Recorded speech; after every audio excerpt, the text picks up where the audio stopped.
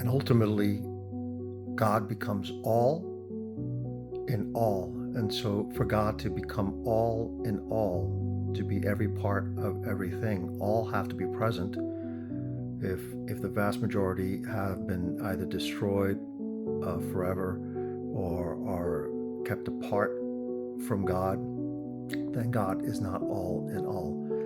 And so the ultimate good news of the gospel is that God is using all these things, including these judgments, to get us all to where we need to be. And ultimately, every knee shall bow and every tongue confess that Jesus is Lord, to the glory of God. This is to the glory of God. The word there, confess, is exomologeo, which is to do so joyfully and wholeheartedly. Matter of fact, it comes from Isaiah 45:23, which says that God makes a vow, a promise, an oath. The word there, it's the word for completeness. It's a complete oath. God makes a complete oath. His word will not come back void.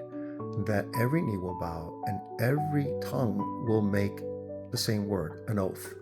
They make an oath to God. What is that oath? Paul tells us what the oath is. It says that they confess Jesus as Lord, to the glory of God.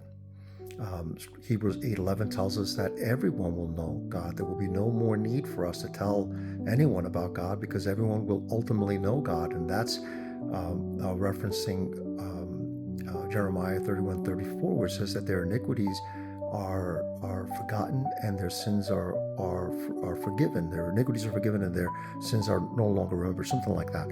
But ultimately, it's complete forgiveness. And so these judgments have a purpose. They lead to righteousness. Isaiah 26:9 says that when the judgments of God come to the earth, they don't just wipe everyone or most people from the face of the earth, and they don't cause people to suffer just for suffering's sake. It says that when the judgments of God are on the earth, the inhabitants of the world will learn righteousness. And so God is a good Father, and ultimately will teach us all and get us all to where we need to be, so that at the consummation of the ages, Jesus will have subdued all things, have had victory over death, no more hell, no more grave, and ultimately God becomes all in all.